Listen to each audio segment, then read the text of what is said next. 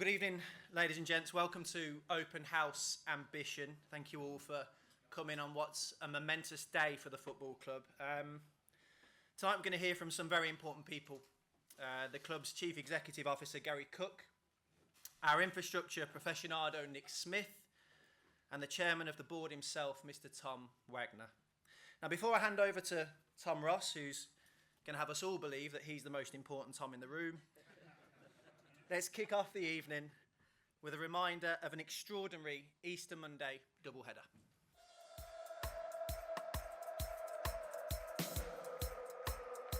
As you reported, we'll play live. Tonight, the new name, of course, of the stadium.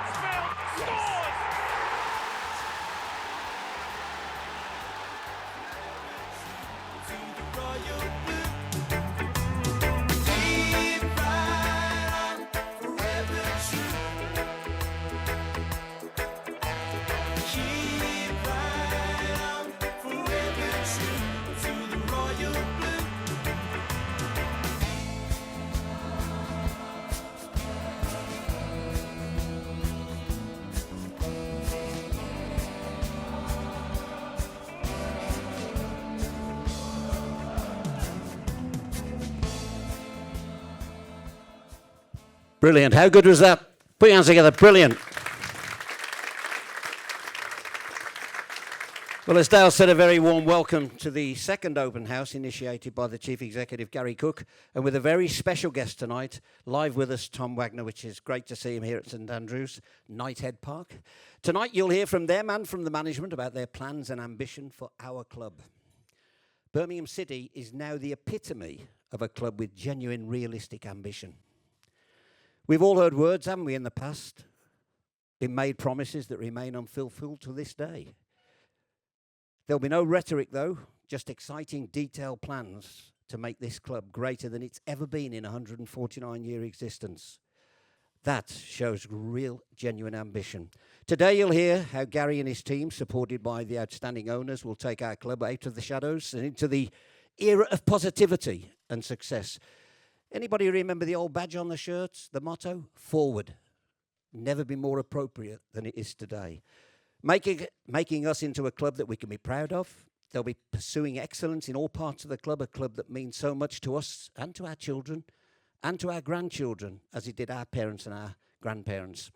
Their ambition and plans include all aspects of this wonderful club, the men's game, the women's game, the academy, the community, the commercial side, but last but definitely not least, the supporters.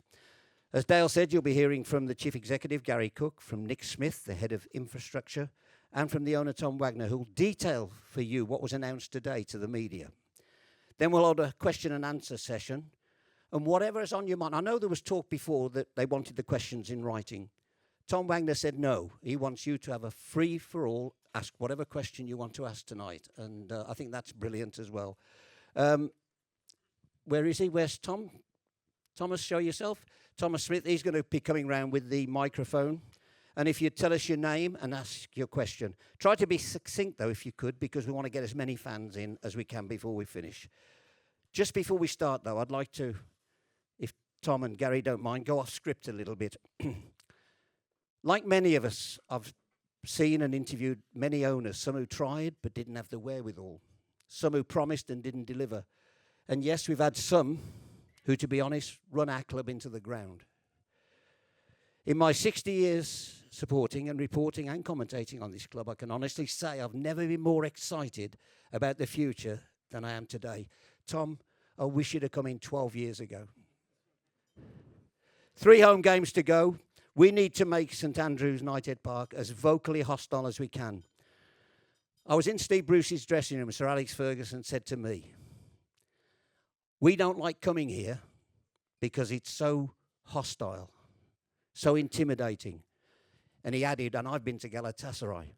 So let us help Gary Rowett out and the team by packing the stadium and being the 12th man. If you know your pals who might want to come and don't want to come, talk them into coming. Let's make sure that we give Gary every single opportunity to get the points we need. We're in for the blue knuckle ride of our lives as Gary and Tom turn the city royal blue. That's their ambition. We're backing them all the way. Time now to hear from our first of our speakers. It's the Chief Executive, Garry Cook. Put your hands together, please. Thank you.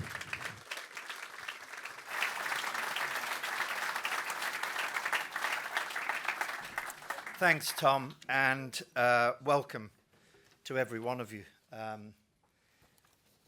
Never thought we'd have a day where it would be standing room only, so I apologise. We may have got the numbers wrong a little bit, but I apologise for that. Hopefully you'll be comfortable.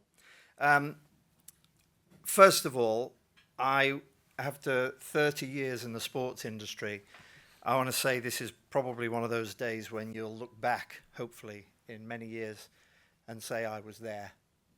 And what I mean by that is it couldn't be a bigger honour for us as a football club to have our owners, Knighthead Capital, under the leadership of our chairman, Tom Wagner, Matt Alvarez, Carl Neasley, and Andrew Shanahan, who are here with us tonight. But of course, it was they who were responsible for today's news. And for that, we should all be extremely thankful. This is not about building a new stadium, as it's often reported. This is about building a sports quarter in the East Birmingham. But as always, I find this very often. I am the last person to try and steal any thunder from my chairman, who I admire and respect greatly. I'll leave him to tell the full story a little bit later. I hope you enjoyed that video. We were the first club, I didn't know this, found this out the day after. We were the first club ever to do that. Put a band on straight after a game. First club ever. It's never been done before, apparently. And there weren't many clubs I know of who had a song written for them, and there certainly aren't many clubs who share the charts currently with Beyonce. So when we said back in November, and even earlier than that actually, we said we're going to make this club unbelievable. We're going to do things that we think are unbelievable, make you go, wow, that's different. And I think you're starting to see that, none more so than today. We defined the reality of sharing with you last time how broken the club was. Not by any fault of anything other than perhaps a disregard of the value and the inherent equity that we all have as fans of this football club. So when they took control in July, we endeavoured from that point on to inspire hope for everybody. And we explained to you back then how fixing is the most important thing at this moment in time. This club needed to be fixed. Truth is, we're going to be fixing still for a while. But you know, one of the great things is that we showed proof of life. We showed a new looking stadium. We had challenges. Contractor going into liquidation didn't help. But we broke through. We kept going. Put the seats back. We painted, we decorated, and we continue to change the environment for you, the fans. So tonight we're going to switch. We're going to switch the terminology a little bit. It's going to be about ambition. Because there isn't a sports organization or an organization in the world that cannot ignore its ambition. You have to be ambitious to build and grow. So the announcement today didn't turn the heads of Birmingham City fans. It turned the heads of people in football. It turned the naysayers around the nation. It turned the heads of politicians, and it's turning the heads of global football powers. Did you ever think that was Birmingham City? I'm proud to be part of it. But you know what? it's more than football, because we have to define our ambition. And we have to look at the fans at the centre. If anybody ever said to me, how do you define what it is you're trying to do? I love it when it's on one page. And if you look at the 4 core pillars, redefining our football capability, building and changing the way we interact our community through our foundation, building commercial growth, very important, and our infrastructure, again, that proof of life. But the fans will always sit in the middle. But you know, better than I do, it wasn't overnight that the club derailed. Therefore, it's not overnight that you fix it. It's not a flick of a switch. It takes time. So if we look at ambition, and we now move from fix it, because we've done a little bit of that. I've often said a bowling ball can often hit you on the head when you open a cupboard. And let's talk about building and growing. But you're probably sitting there thinking, hold on a minute, here we go again. We're in a relegation battle. Or the women's team may not get promoted. And you might ask the question, is this the right time to be talking about ambition? Well, do you know what the changing culture here is? You bet it's the right time. Because this isn't a short-term, next week's game issue. This is, what are we doing to build a football club that is world-class for the future? And that's our ambition. So, as we change from mediocrity, and we talk about being one of the great clubs, we have to look at the only way to gain that success. To play at the highest levels, we must put the right foundations in, not only on the pitch, but also off the pitch. And there's really 2 or 3 things. It's culture, it's people, structure, and processes. And it's an honour for me to have the leadership team here tonight to also be with us. And it's also great to have Gary Rowett and his team. Thank you, Gary. And we're all doing the same thing, changing the culture. We're helping to reinforce the people. We're making the structure better. And we're improving our systems and processes. Nick Smith has been leading an infrastructure charge. You often see him wandering around any one of the 3 buildings with a hard hat on.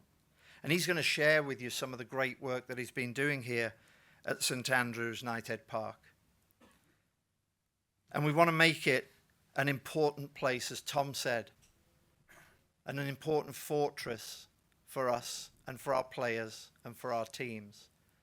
Be unbeatable at home. Not a bad start. To do that, we need to make continued change. Let me talk about those.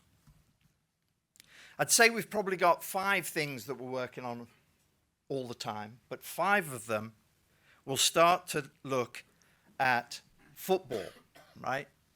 That's how you improve your performance. Whether it's the first team, Craig Gardner, women's team, Hope Powell, Mike Rigg, now leading the academy with Liam Daish and Louisa. We have to improve our ability around data analytics. It's the new future. It's the way we get ahead of ourselves. Maybe we've fallen behind. We need to recruit and identify players that are performing around the globe and identify them to play our way here at Birmingham City and recruit them. But it's also about keeping them fit. It's also about using technology to make sure that we've got one of the best sports, medical, science, and recovery processes in football. Those are investments. They don't just happen. You need the right people, you need the right processes, you need the right culture. And as we look forward then, we can start to look at perhaps the second issue, which we're very proud to talk about, our foundation. Jeremy Dale is leading the change in our board structure. He's changing the way we raise funds, and we are here to change hundreds of thousands of lives in this city. So when you think about the announcement today, and you think about our ambition with our foundation, it all starts to make sense. Because when you do that, you change the landscape of a city. For those of you who do pay attention, the stadium often says, "We are Birmingham," not "We are Birmingham City." Through those initiatives, we've also seen some of the great work, and just an example in Balham Wood, an academy in Franklin that actually in one of the most deprived wards in the city has improved its report with Ofsted to be one of the most improved academy schools in the country. And when you look at the graphics inside their school, that's a Birmingham City school. Kids are going to go to that school and want to be inspired by Birmingham City. That's the way you make a difference. Thirdly, something I know you all care a lot about, food, beverage, including beer, and it's time for us to do a bit better. That's the truth. There's the honesty. It's time for us to be better. So this year, we have changed our supplier, provider. We'll be moving from our previous supplier, Elior, and we'll be working with one of the world's leading food and beverage providers in venue and entertainment. They've worked Wimbledon and Twickenham, Tottenham Hotspur, and many, many, many other clubs, particularly here in the Midlands. So when you want to be the world's best, you have to play alongside the world's best. And that's the new Birmingham City. And that's what makes us, again, different for the future. Now, commercially, very important for us. So we are in the throes, final details. Our general counsel will be killing me for saying this, but we're there. Although we haven't signed the document, we're there. Nike, one of our great providers, have worked with us, and we've renewed that agreement because it's important for us, again, to be alongside world leaders. But in the past, we were buying product that was probably off the shelf for our players. Not good enough, in my mind. So now we're designing our own. They're designing our own. We've got a program now for the next 2 years, next 2 seasons, the new kits, and you'll start to see those roll out. We won't be leaving that till the last minute like we have done in the past. That's all well planned. And clearly, we're not allowed to show you any of that. But we will do in the near future. OVG are one of the great commercial and stadium rights organizations in the world. And we've now partnered with them. And we're starting to have conversations with global leaders. And I always think commercial is retail, merchandise, attendance, the fact that you come to the games. Our average attendances are growing, continue to grow. That's very important to get round behind the players. But then we've got to provide you an experience. We've got to make sure that hospitality is fit for purpose. It works for you. And we continue to grow our sponsors and partners from there. But I said this back in November, and I'm going to say it again now. Without revenue growth, we are always challenged. Our success is dependent on that revenue growth. The good news, here's some good news. We are growing revenue faster than any other club in the championship as we stand today. Nobody else is doing that. Now, why is that important for me to make that statement? Because next season, we're on track to generate the largest revenue pool outside of parachute clubs in the championship. You all know what that means. It means you can be better and more competitive, and it means you can challenge, because the revenue levels are the determination of your future success. So, with that in mind, we have to look at the fifth part, because this, for me, is single-handedly the most important part. What we tried to do when we walked in was to build on the existing organization that we had here. But we needed expertise to pick up on new areas. The new areas for me were things like human resource management, IT and procurement of services. These all sound rather boring and they're all rather process driven, but this football club didn't have any of the fundamentals from which we can build and grow. So it was important for us to continue to add that. We've added 3 key senior leaders here. Grant Brokenshire is leading our strategy and corporate services across a shared service base, and that includes HR, legal, and as you start to look into, again, IT and procured services. John T. Castle has joined us as our new commercial and operations officer, driving, again, hospitality, retail, and all of the other revenue streams, including partners and sponsors. And John Clark, you may see John around the building, a new role here. Chief of Fan Experience. So when you see a fan zone, that's because John is leading that team to say, okay, how do we make this a better place?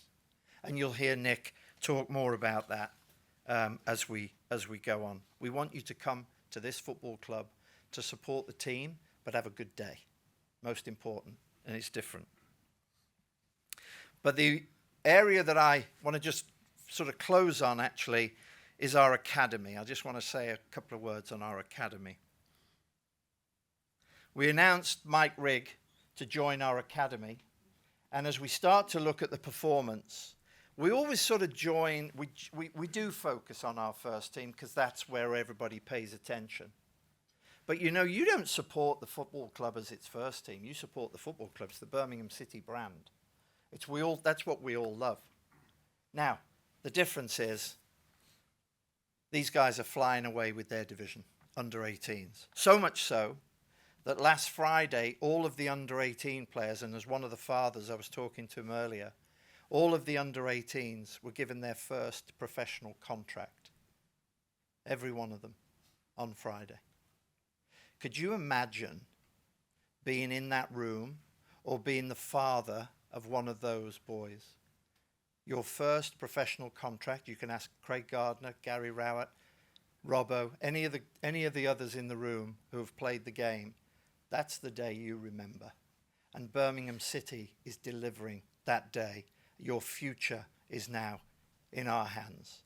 We're changing the way we do things, and I'm very proud of them. And I want to say a big thank you to all of the guys down there, Louisa, Liam, and all the team, because that is making a difference in people's lives.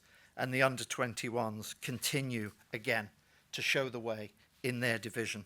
So we're at the top of the league in areas. The brand, Birmingham City, is at the top of the league. Being number one anywhere is a good place to be. Let me talk finally about one of our legends. So if you were 18 last Friday, you started on a journey. And this young man started way, way back when he was 16. He was revered as one of the giants of this football club, there is no doubt. And unfortunately, just as we arrived, Trevor passed away.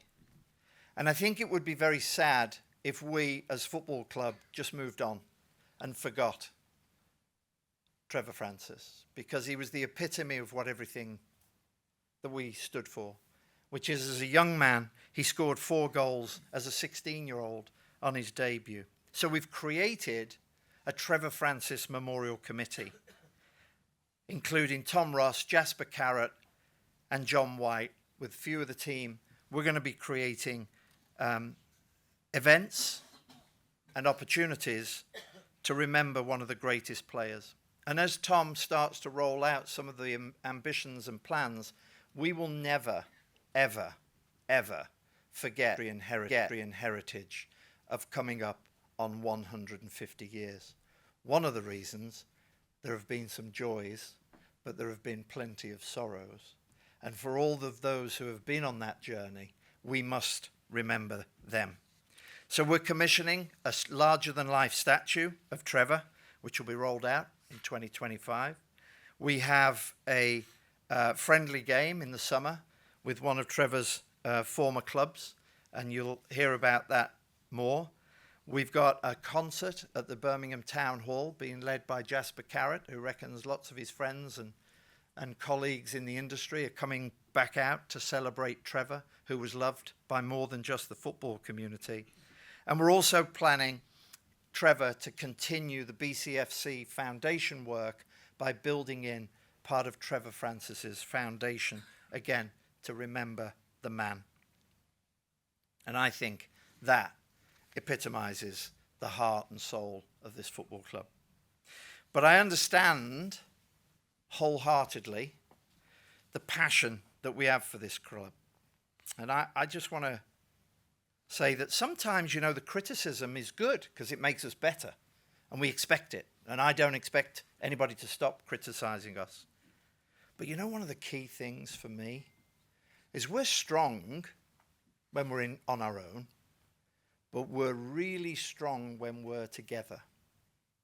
Because if we all stick together and we correct those that get negative, then we have the opportunity to build and grow, which isn't easy, but to be together is important. And that's why I'm really grateful that we all came out tonight. In closing, this football club's on the rise again. There is more to be excited about in the last 24 hours than probably in the last 10 years. And I can't believe that we are only just scratching the surface. So let's get behind the men, the women, and the academy players, because they're all part of your club. They're part of your brand. And let's hand over to Nick Smith, who's going to show you the more exciting stuff, which is the buildings. Thank you to every one of you for coming out tonight.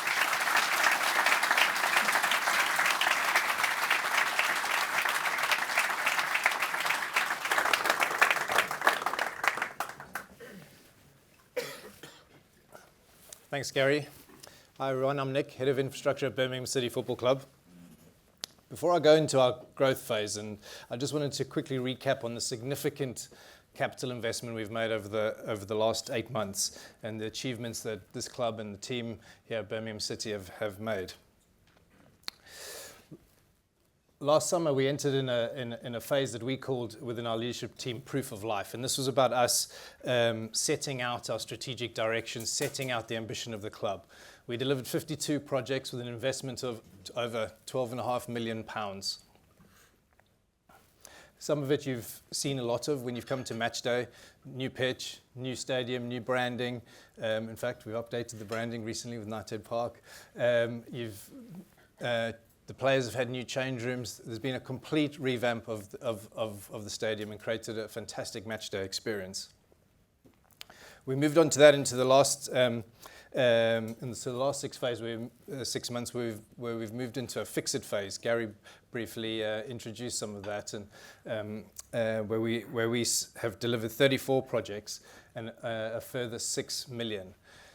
There's many stories I could tell you about the fix-it phase, which has been significantly challenging, but I just wanted to highlight a couple. One is at Wast Hills, and when Knighthead bought the club, this is what Wast Hills looked like. And you probably can understand why we took this not very strategic decision to move the first team to Epic, with this being their existing training facility. It wasn't a tough decision. But I'm delighted to share with you some of the pictures that we handed over phase 1 of Wast Hills on Friday. And this is the exact same rooms of which you just saw in terms of the fire. This is the dining room, kitchen, and those are the changing rooms which the women are now going to kind of change into. So we're super excited about what we've achieved there. So phase 1 handed over. Phase 2 will complete in 2 weeks' time, 22nd of April. And phase 3, which is on our journey through to Category 1 Academy, we will have done by the time the new season starts. Another project that I just wanted to highlight is this. Some of you that came to the open house, the first open house, I introduced this project, but I wanted to show you some of the pictures of us finishing. And the reason that I've highlighted this project is it shows the bold ambition of this football club, but also the foresight of Tom and his team at Knighthead. In summer, when we moved the first team across to Epic, there was only one pitch, and it was a rugby pitch. Not a football pitch, a rugby pitch. Okay, they are different constructions. It had taken a lot of beating with studs and scrums and everything that was on that football pitch. We have a fantastic grounds team that is over there, and they kind of managed to get it football ready for the summer, for the players to come back to pre-season before they went away for their pre-season and then return. But we knew that when we entered into a winter period in 4 or 5 months' time on, we were going to face challenges with usage on this pitch because it was constructed differently to what we would have in a football stadium. And so the foresight was to start growing a pitch in a turf farm in the north of England, where we started to harvest that pitch. Sorry, we started to grow that pitch. And as we entered into the winter period, we harvested that pitch and reconstructed a new pitch at Epic on top of the artificial pitch. This is what the pitch looks like today in winter. Harvesting a pitch in winter, if any of you have tried to grow grass in your gardens in winter, transported across the country, constructed on top of a synthetic pitch, and then after that stitch in a hybrid pitch so it's exactly the same as Knighthead Park is very, very, very ambitious. And today the first team have 2 pitches in which they can train on. So this is a huge achievement, and I think a distinct display of how we want to operate at Birmingham City and the foresight that we have. So moving into the growth phase, where from here on we're going to focus a lot of our investment into revenue growth that Garry mentioned, and also into our strategic ambitions. Over the summer, we're going to deliver a further 22 projects with an investment of £15 million. Tonight, what I wanted to do is I wanted to focus on the fan experience areas. Obviously, we have some of that investment over at the training ground, but tonight I wanted to focus on those fan experience areas. And when you as fans arrive next season back at St Andrews and Knighthead Park, you're going to arrive to 2 new fan parks which will be free to access. One will be in the COP, which will be a pop-up matchday fan experience. We've started to play a little bit with the fan parks in the COP this year and start to kind of find out what works with the fans and what doesn't work and how that experience could do.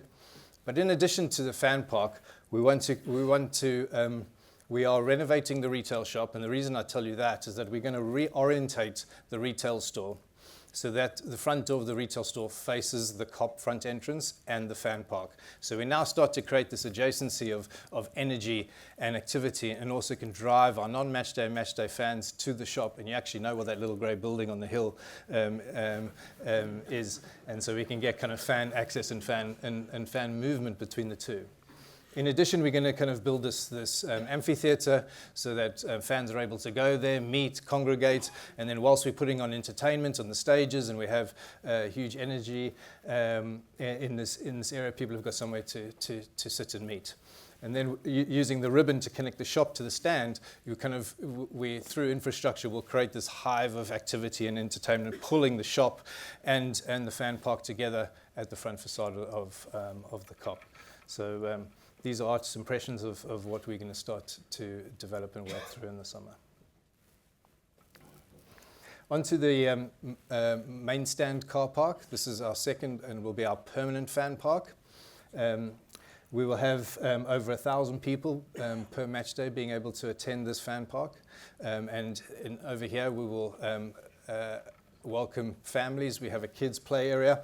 I'm just going to come over here. So we have kids 5-a-side play area, tech ball, and then we have an adults area through here covered with stages and double-story kind of bars and food and beverage areas, so that we kind of drive a lot of the energy into the middle. We have a stage. We'll be putting on local bands and acts and comedians, and we'll have our past players going over and doing speeches on there. And we've also built just over here. We've designed in a TV studio that we'll be able to kind of use as a hospitality space or TV studio, drive content back into the stadium pre-game, but really providing an environment that can be used both on match day, but then, if all goes well, I hope to kind of get this done, before the end of the Euros, so that the last kind of quarterfinals, semi-finals and finals, you'll have somewhere to come and watch England go on to win the Euros.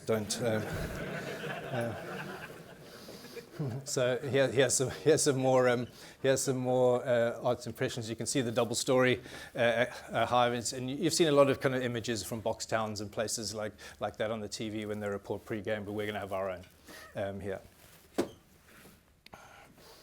Moving on from the fan parks, I wanted to kind of look at hospitality, hospitality primarily in the COP stand. We have an ambition to shift our hospitality, which is currently at about 5% of general admission, hospitality to general admission, to 10% of hospitality to general admission.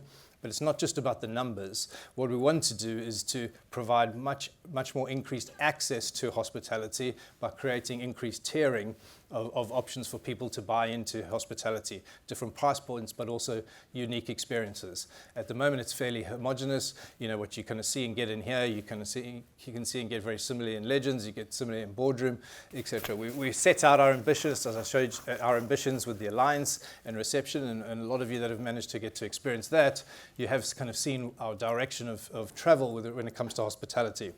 But this one I kind of wanted to share with you because this is fairly unique. This space doesn't actually exist in the COP stand at the moment. This is underneath the stand of the lower tier, and it's currently where all the spoil of the stadium when it was built actually was dumped, and it's a bit like Mars and the moon landing.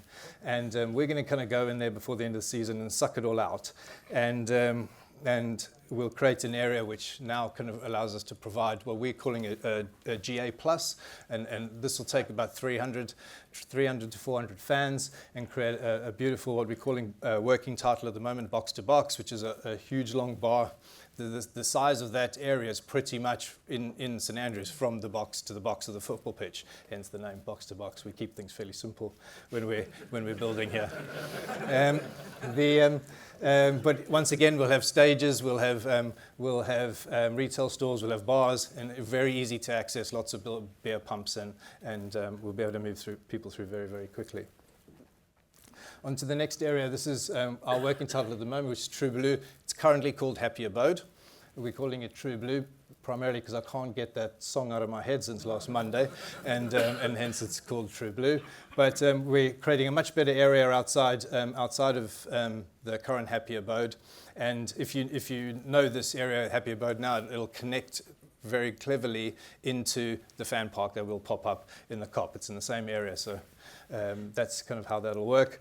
And then obviously the landing from the shop pretty much lands at that, cleverly at that Happy Abode where people can buy drinks on non-match days and keep driving revenue that Mr. Cook has sent us the ambition to deliver.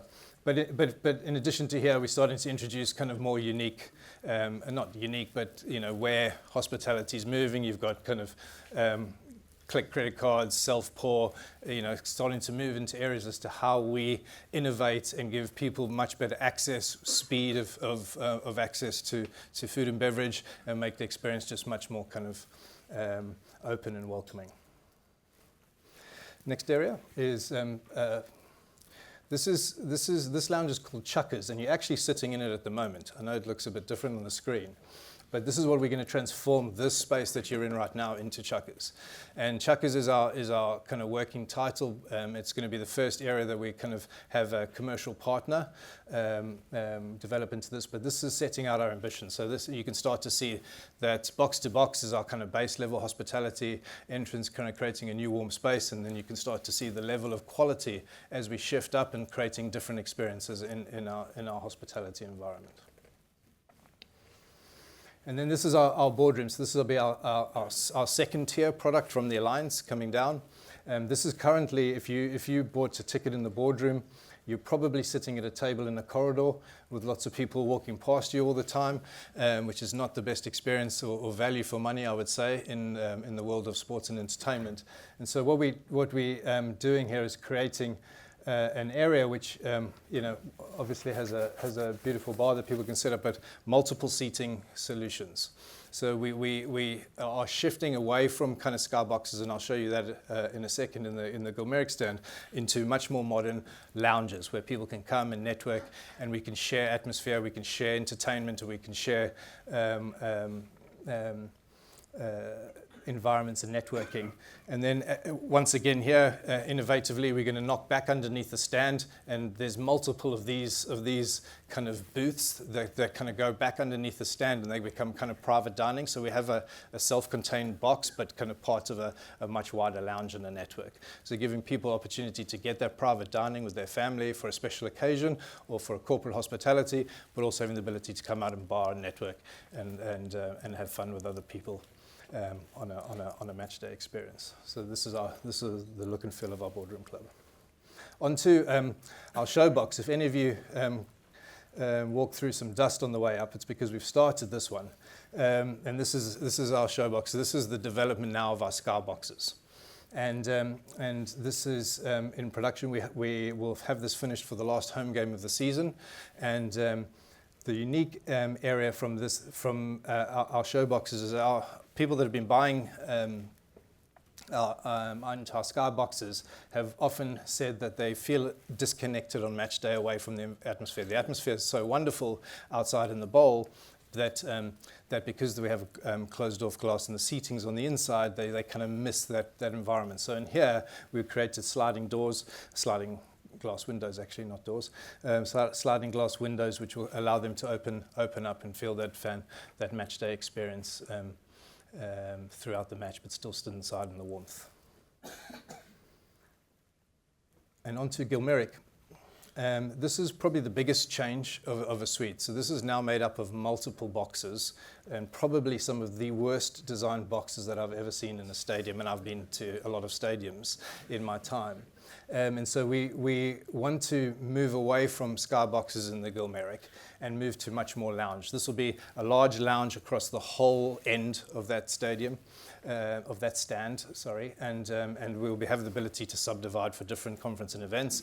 But here what we're doing, which we've learned from the Alliance and how successful the Alliance is, and this lounges are the only two lounges now that we have both views to the pitch and views back out to the city and outside of the stadium. So in this lounge, we'll be able to see over the pitch, and then we'll also be able to, we're increasing the size of the windows, which will look back out of the city, which is a beautiful vista. And then uniquely in here, a number of stadiums have moved to, and you would have maybe seen, for those of you that have been and researched stadiums and stadium benchmark nerds like me, a lot of people have kind of moved towards tunnel clubs where they can see into where the players exit. We don't have that ability at the moment. We'll move towards that in the future because our players come out in the corner. And so we are kind of moving our TV studio from where it is at the moment to the end, which allows us to look back at our cop. At the moment, our TV studio catches the edge of the main stand, but we're going to move back.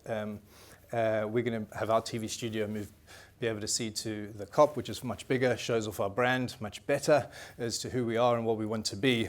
For those of you with keen eyes and know St Andrews far better than I do, I know that's not the cop stand in the back. That's the architect's been sacked, and we're moving on. But apart from that, this TV studio does sit in that hospitality space. So for those people that are buying that lounge or that dining experience, they will be able to see the celebrities in there. They'll be able to see live broadcasting. They'll be able to see that activity. So that unique experience will be unique to us as a club, but also to those people going to experience that as a venue. So I think that'll be super cool to have a bar around there. Okay, so that leaves me to thank you for your time and thank you for letting me share what we're about to embark on, which is going to be no mean feat. In 3 months' time, when you come back, it's going to be a completely different St Andrews Stadium again from what you experienced last time, which we are looking forward to you really enjoying and the experiences that you're going to have in the future. I'd like to now introduce our chairman, Tom Wagner. Thank you.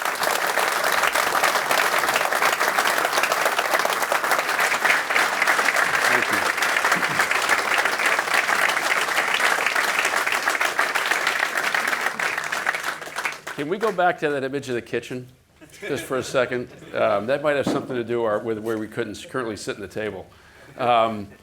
Thank you, everyone, for taking the time to come out and be with us this evening. What I'm going to try to do, we spent some time, and by the way, my ADD is going to kick in, so I can't stand here, so I got to walk around. So, what we're going to try to do tonight as I speak with you is talk about the connection between why we got involved and what we're doing. And I promise you it's going to come back to our plans for football, right? And what we're going to do on the pitch. It's connected.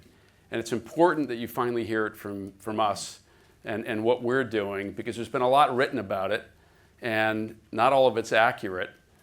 Certainly not all of what we're doing or why we're doing things has been accurately represented. So now you actually get to hear it, and most importantly, you get to grill me for as long as you want afterwards, right? So the Q&A is wide open, and you can ask whatever you want, and you can challenge every decision. You can challenge whatever you want to challenge, and you can speak openly. That's the objective here, and that's the way we want it.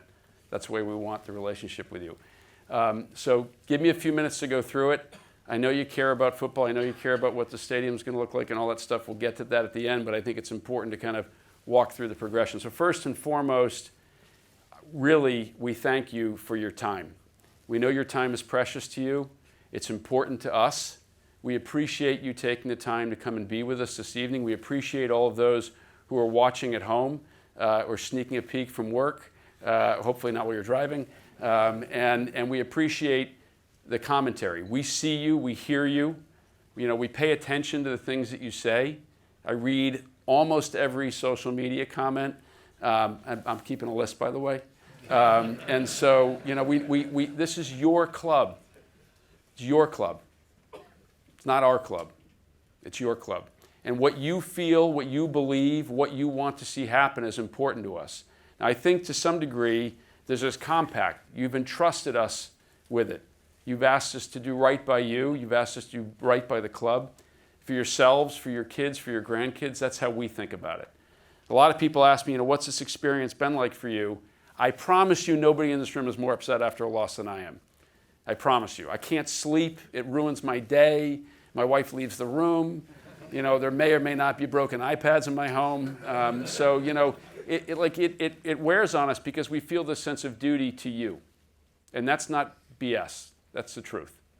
Because we want to do right by you. We want to make this a wonderful club. We want to make it a great experience. We want the product for you to meet your desires and ambitions. So to that's why we're going to do an open Q&A at the end. So you have the ability to really test me on these things. So this question's been asked a number of times. I don't know what we can say beyond we're going to spend $2 to $3 billion on a new stadium, but we're not going anywhere, okay? We're not leaving, okay? And I don't care how many Villa fans are the first ones to comment on a social post. They're not going to convince us we're doing the wrong thing, okay? It's never going to happen. We're never going to let somebody tell us that, oh, you're crazy, you shouldn't do that, it's the wrong time. That's BS, okay? That's not how we operate. You know, we've got a plan. The plans existed from before we bought the club, and we're going to stick to it. Don't listen to the doubters and haters. A lot of those people are rooting against us, okay? And you saw what happened when the attention in October was really, a bright light was shined on us. And all of a sudden, that negativity went through the roof. Just wait till you see what that's like when we're good. Right? When we're kicking the crap out of people, they're going to be coming for us. They're going to be coming for us. You got to believe in your club, okay? And you have to believe that you can figure out what FEA stands for, but it's M and all, okay? EA. I'll let you figure out the F, because it's BCFC against the world. That's what we're going for. And that's the spirit of Birmingham City Football Club. That's what it's always been. That's what our key supporters and our super fans believe in. That's why we go and sit in the away end, right? That's what we love. That's the energy we want to tap into. That's what Birmingham City Football Club is about. We weren't always the best on the pitch, but we were the most feared. We weren't always going to win every game, but no one liked to come play here. Now imagine if we're good. Imagine if we have a great stadium. We see what it's like with 25,000 screaming fans. Imagine 60. How will people feel coming to play at Birmingham when we have that? And that's fine by us. That's the way we want it. That's exactly what we want to bring. That's the energy we want. So look, the intentions, for the club and what we plan to do, as I said a moment ago, nothing that I'm going to talk about tonight is new. This isn't like all of a sudden it happened, okay? And we'll walk through a little bit of the history. But everything that we're doing has been planned from before the first pound of investment was made into this club, before we signed the agreement to buy, to take control of the club. And every detail was really thought about with lots and lots of research. Kyle Neasley, Andrew Shanahan, Matt Alvarez have been working tirelessly in their respective areas on what we can do to bring this all to fruition. And those guys deserve the real credit because they're the ones that work hard. They just whisper in my ear and tell me what's going on and then put me out in front. But those are the guys that are actually making all this happen. And without them, we'd be nowhere. So there's a history to our pursuit of English football. And I'll give you like the Cliff Notes version, the summary version. Andrew and I were working on an investment in London to help save a restaurateur from being taken over by his creditors. Famous restaurateur. I got a phone call out of the blue from the majority owner of a Premier League club. He said, if you're able to make that investment, I want to do it with you. And oh, by the way, I want to bring this restaurant group into my stadium, and you got to go check out the stadium. And we did all that, and we looked at it. We became enamored with this idea that we as business people could improve the fortunes, the revenue of a football club, and that would translate into greater success on the pitch. And so the wheels got turning. We're like, that's really interesting, right? We can actually make a difference as business people to how a team performs. That's super compelling. And so we spent a long time researching. We spent a lot of time negotiating with that club. We ultimately decided it wasn't right for us for a variety of reasons. And then this opportunity came to pursue an investment in Birmingham City. And that, we can go back. I'm not quite there yet. So that process informed us of what it takes to be competitive on the pitch. Okay? Teams don't end up in the Champions League by accident. They don't accidentally become good. They don't accidentally put in the right processes. They don't accidentally generate hundreds of millions of pounds a year in revenue. Those are intentional actions. And those things are important if you're going to have persistent success. So as we became familiar with the dynamics of English football, you can go to that next slide, enter Garry Cook. Garry calls Matt Alvarez, says, I get this incredible opportunity to take control of this club. I think I said no, 7 times. Like, I'm not going to look at it. I don't want to do that. It's too much work. I can't do it. And then we began to really do diligence, and it started to make a ton of sense. And then we had this difficult task of actually wresting control and taking it over and making sure we had a path to complete ownership. And Craig Gardner, former footballer, suddenly became a distressed debt investing specialist. I don't know, how many times did you slam the table in front of the, as the negotiations happened, on our behalf, working tirelessly, deserves a great debt of gratitude. And Garry, ultimately, for the one that just kept persistently pushing us. Met with me, I don't know how many times in London, talking about this great idea, explaining the history of the club, his passion for it, having been a ball boy here back in the 1800s. I mean, it was an incredible story. We go to the next slide. So why Birmingham City Football Club? Well, large club, passionate fan base, great history, named team in England's second city, over a decade of underinvestment. All of that meant, in our eyes, enormous potential. Now you could say, well, why would you go for something that's so broken? And believe me, it was more broken than we thought. Okay, the first time I walked into Wast Hills, I looked at Andrew and I was, what the F are we getting into? Like, what is happening here? That to us meant that there was this great opportunity where if we fix those things and we tap into the energy that exists within the fan base, my God, what could we do together? What could this become? Right? By doing things the right way instead of the wrong way, by investing instead of skimping, by thinking forward instead of looking backwards, by engaging with our supporters instead of ignoring them. Imagine what we could do. And so that was really the why. So the North Star for us is to get to the Premier League and be competitive there. That's it. That's the goal. And that means we have to have a comprehensive turnaround plan for every element of the club. Men's first team, women's first team, the academy. Academy's got to be best in class. It's got the best catchment area, no question about it, being in the center of the country, large urban population, large suburban and rural population. Those are critically important attributes of a great catchment area, and we have that. We're very fortunate. That's kind of the luck of our location. And then business operations and commercial aspects of the club have to be commensurate with those objectives, and they have to come first. That's why we spend so much time focusing on it. We just can't go out and magically have the very best players in the championship if we don't have the ability to go out and drive the revenue that's needed to make that happen. And I will say that I think with literally not a pence to spend, I think the team under Craig's leadership has done a heck of a job making that happen. But it's not just the men's team. The women's side is of equal importance to us. And look, there's a lot of reasons to do that, but I'll give you two. One, commercially, we'd be crazy to ignore it. The rise of English women's football is going to be a steeper and steeper trajectory. I saw it happen in the U.S. Matt played a critical role in the development of one of the most valuable women's clubs in the world. We're going to replicate that strategy here. It's going to be something that you're all going to be very, very proud of, and it's going to be something you want to be involved with. The second reason is if you look what happened this past weekend in the U.S. with women's college basketball and the TV ratings exceeding any men's college football game in the U.S. last year, almost exceeded every single sporting event in the U.S. If that doesn't open your eyes to where we're headed, you ought to go see your shrink and ask for an analysis, because it's unstoppable. That's where things are headed with respect to women's sport. That's why it's important to us. That's why we have hope, and that's why we're making a substantial investment there.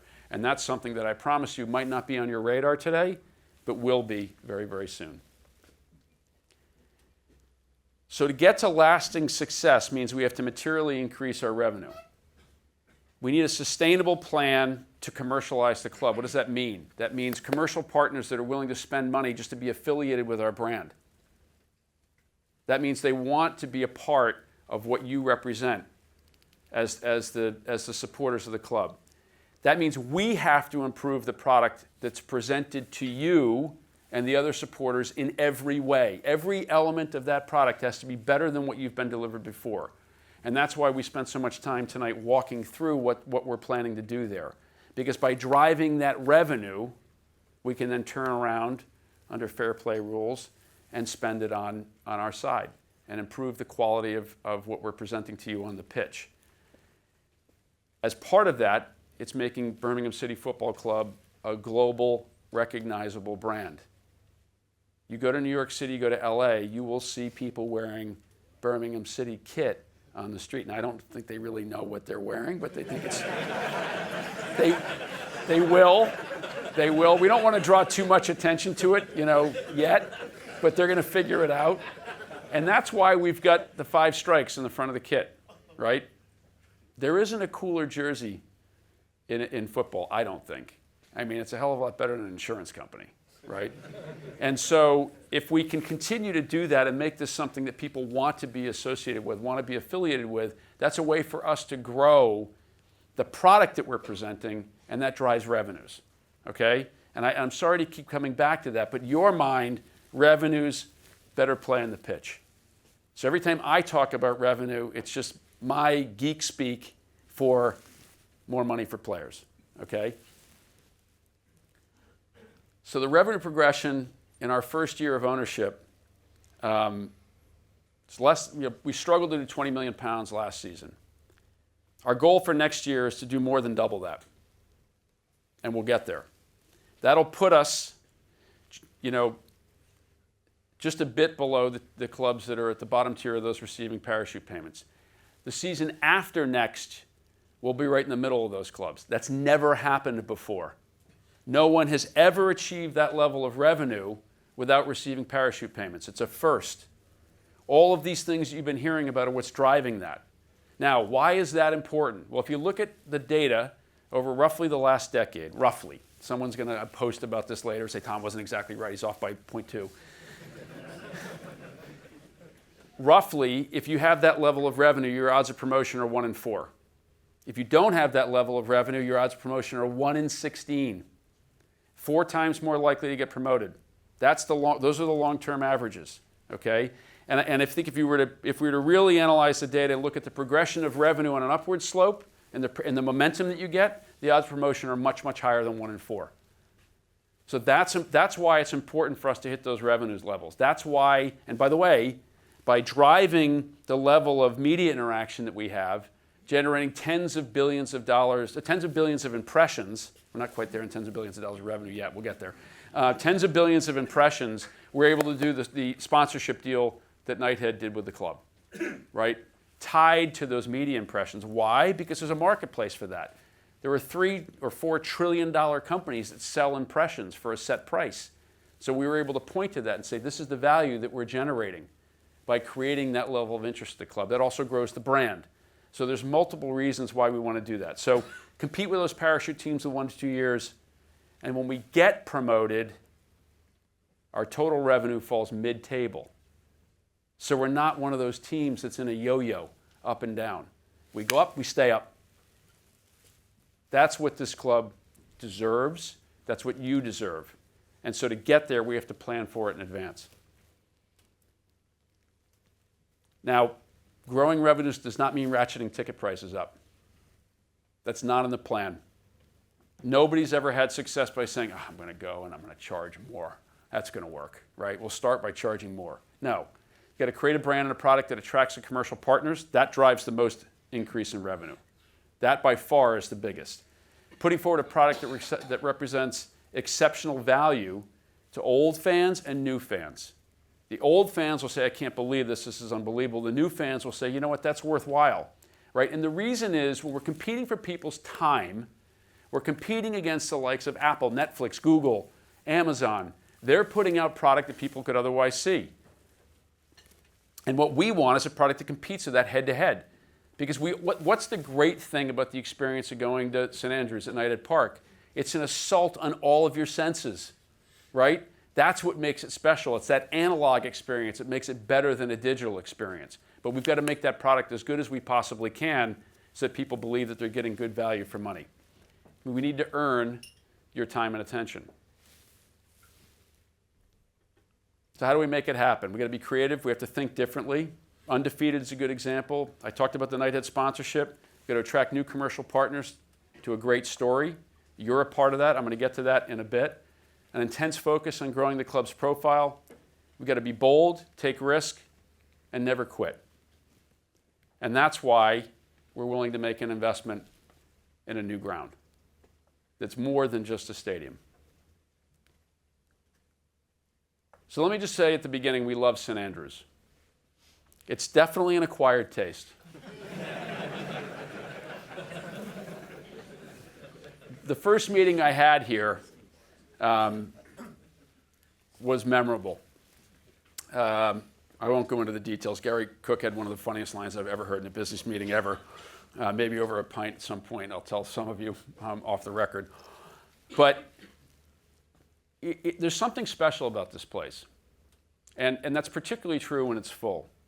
So we have to respect the past and the history here, right? Someone pointed out to me earlier today that we've got these bricks, right, that we've all seen, that people bought, and that are memories. We've got to take those and move them to what we're building. We've got to find a way to take some of the soil, move that over, right? So that those who spread their ashes there become part of the new history. We've got to have memorials to Trevor Francis and others. Garry Cook is leading that charge. And respect the rich history of the club. Our success may not have always been there, but that doesn't mean it doesn't have an important place in our hearts. And so let me just say that our objective is to make you proud. Now, some of what we'll need to do to make all of this happen will require compromise. We may need to do something with this site that not everyone loves, okay? That's part of the process. So we'll do what we need to do to make things happen so we can get the club to where we want it to be. Not every decision is going to be loved by everyone, but the sum total of what we're doing will be acceptable or more than acceptable to everybody. And there's going to be a lot of engagement with you, asking the things that you want, what we can do, what we can get approved. This is going to be very much an iterative process, but we're going full steam ahead. And Gary and Kyle and others have told me that definitively 5 years from now we'll be in the new ground. No? So why now? Is it worth the risk? Are you crazy? Well, we know the answer to the last question is yes. It's not just a stadium. It will be a world-class stadium, but that's not what we're building, okay? This will be a stadium, men's first team, women's first team, academy, training grounds, one location, performance center, the absolute center of excellence, one spot with all those things. Hotel, so that people have a place to stay when you come and visit. Easy access. We'll have office space. Why? So that the site is used 365 days a year. Mixed-use entertainment, what does that mean? Restaurants, pubs, entertainment. It's where you go and you eat and you play, mini golf, stuff like that. Or putt-putt, I can't remember, what do you call it here? Mini golf, okay. So, all of those types of venues will be incorporated. We're looking at the whole spectrum of the types of things that we can do. By the way, someone's definitely posting right now, oh my God, he's putting mini golf in the thing, right? What an idiot. But what does that do by having all those things together? It means that this club is embedded in the community, that site is used 365 days a year, that revenue from every one of those things is going into your football club. Go look at the article that was written last week on Tottenham in The Athletic and how much money they're making on that new stadium. If you think that stadium generates a lot of money, wait till you see what we're going to build. Because we've got more land. And when you look at the whole environment of European football, there's only one club that has men's, women's, academy, training grounds in the stadium in one location. And that's Man City. I can't remember who led that project. Anyway, obviously Gary played a critical role there. But that's not walking distance from the city center. Ours will be.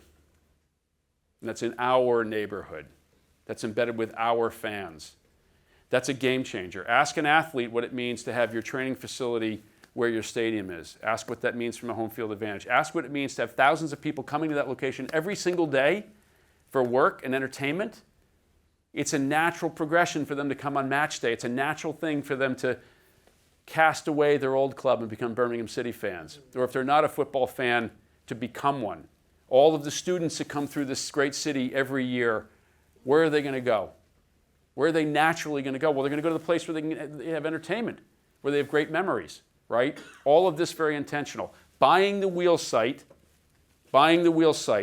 was the most important element of our analysis of buying this club. It was the thing we identified that we have to have. We've been working on it for a year.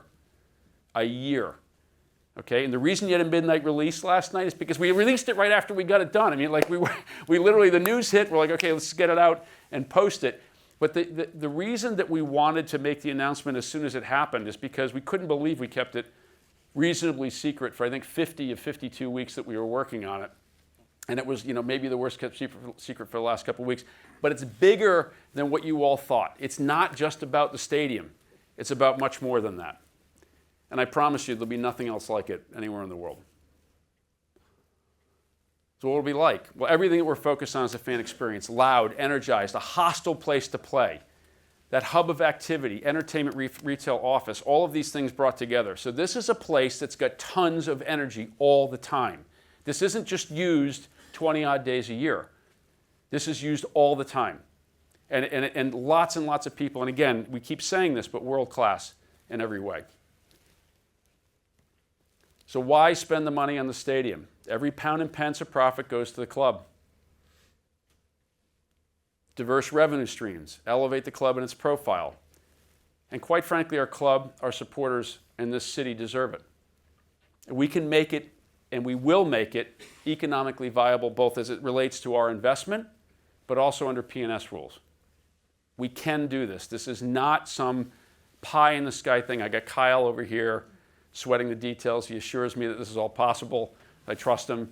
But I joke. But it's very, very intentional. It's been thought out. It's been analyzed in great detail. We've got amazing partners. I mean, there's been 4 or 5 different professional firms working with this, working on this with us. We're very close to signing up the architect, world-class architect. Literally, the founder of the firm pitched me on this, working on this a year ago. It's kind of mind-boggling. He's done one other stadium here in the UK, little place just outside of London. Anyway, so this is the wheel site today. I mean, it's beautiful.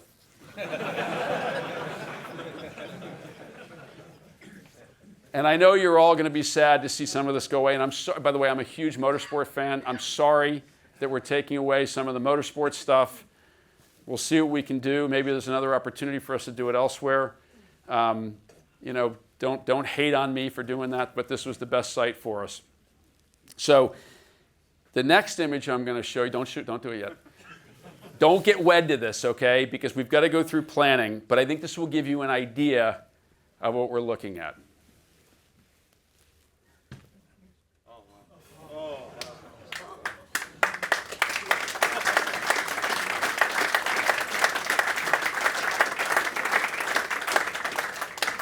So what you can see, sorry, get the other way. So I don't know if we're going to go with a spaceship look, okay? But I think it gives you a strong sense of exactly what our intent is. And maybe the most important part of this image is over here, right? Where you see this huge promenade where people are coming in. And not everyone is watching the game being broadcast on the screen, because obviously all 62,000 seats are sold. Easy, right? No problem. But there's a lot of activity, the offices, and all of this will be built with the tenant in mind ahead of time. We've already had inbound calls from people looking to partner with us on this. So this is the type of thing we're going and we want something that fits within the community. So critically important that this doesn't look like a blight on the skyline of Birmingham, that it fits within the context of the city and particularly the neighborhood. So there's a lot to be done here. But I think all of this is very much in keeping with our broader objectives. Where do we play mini golf? Yeah, the mini golf is right here.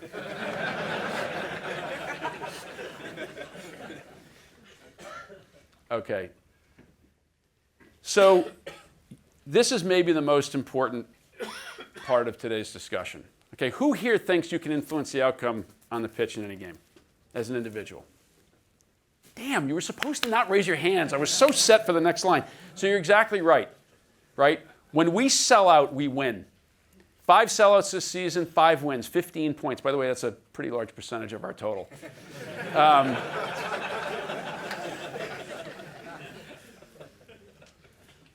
You've heard it spoken about. Who watched the online interview with Jay and Ethan? You guys see that the other day? Did you listen to what they said? These are 2 of our most outwardly energetic players, talking about the importance of playing in front of a full crowd and the detriment of what happens when it gets quiet. Our success is dependent on you, and we're trying to deliver a product to you that is deserving of your time and attention. And I know we haven't yet on the pitch, okay? But I know that Garry and his team are working hard. I know the players are working hard to make that happen. I'm optimistic, and you should be too. I like the way things acting up for us here at the end, but I'll tell you this. We fill these next 3 games, we're fine.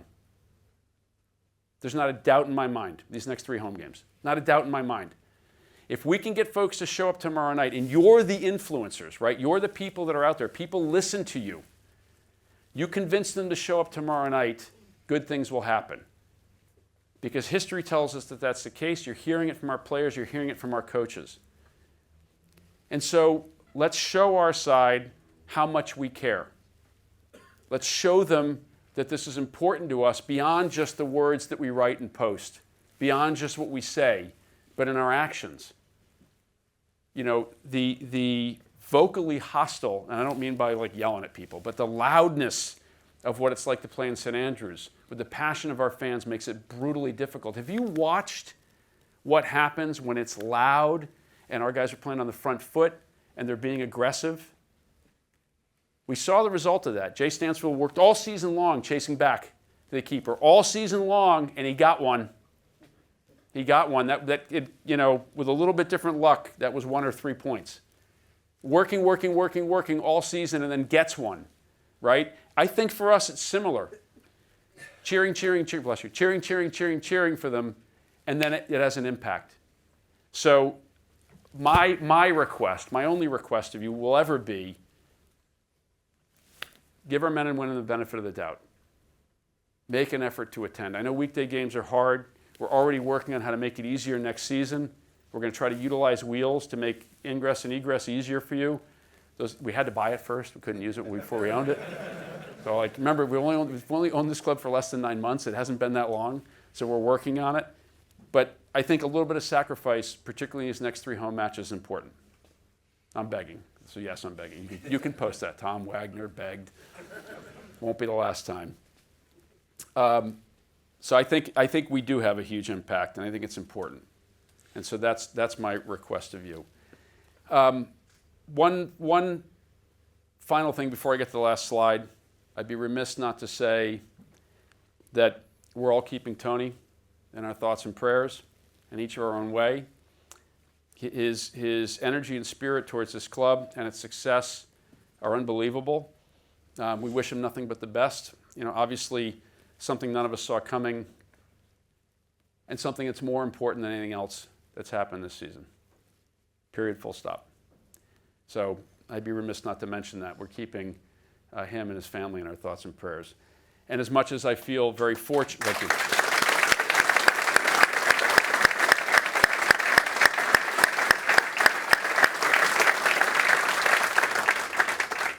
We're in great hands.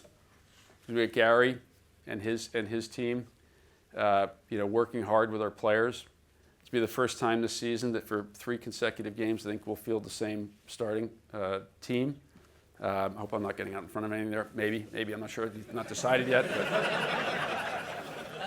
But, more posts coming out. Inappropriately unveiling the starting 11. But those things matter, and I think that consistency is great.